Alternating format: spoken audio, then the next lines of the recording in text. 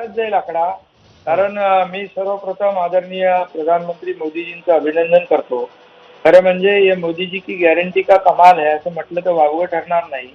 कारण त्यांच्या नेतृत्वावर आणि त्यांच्या गॅरंटीवर विश्वास लोकांनी ठेवला आहे.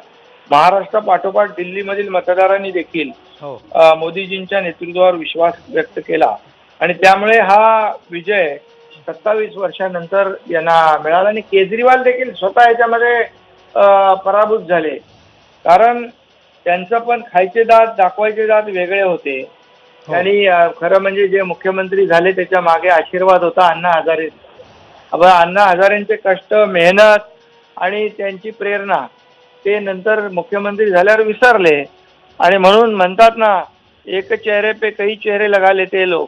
अशा प्रकारचं त्यांचं करनी कुछ कतनी कुछ, खायचे दात दाखवायचे वेगळे, खायचे वेगळे, हे सगळं आपण पाहिलं. मग दारू घोटाळा आला, इतर भ्रष्टाचार आला, या सगळ्या गोष्टी लोकांच्या समोर आल्या आणि म्हणूनच दिल्लीकरांवरचं गेले 10 वर्ष असलेलं आपचं संकट यामुळे दूर झालेलं आहे आणि त्याचबरोबर दिल्लीच्या विकासावर आलेली आपदा देखील टळलेली आहे मोदीजींच्या नेतृत्वामुळे.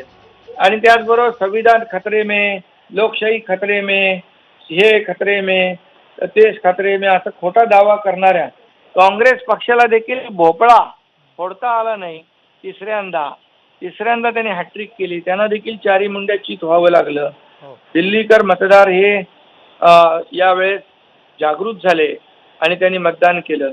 याच्यामध्ये आणखी एक कारण आहे की जो आता अर्थसंकल्प जो मोदीजींच्या नेतृत्वाखाली सरकारने सादर केला, तो जो काय घरोघरी लक्ष्मीची पावलं उमटावी म्हणून 12 लाख पर्यंत इन्कम टॅक्स फ्री केलं.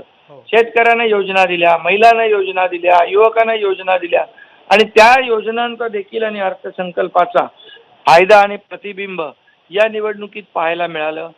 आता आपला देश आर्थिक महासत्तेक होण्यापासून आता कोणी रोखू शकत नाही. यावर देखील मतदारांनी शिक्कामोर्तब केलेला आहे, विश्वास व्यक्त केला आहे. म्हणून मी पुन्हा एकदा मोदीजींचं मनापासून अभिनंदन करतो आणि सर्व ज्यांनी यामध्ये योगदान दिलेलं आहे मतदारांचं देखील अभिनंदन करतो. शिंदे साहेब, सरिता कौशिक बोलते.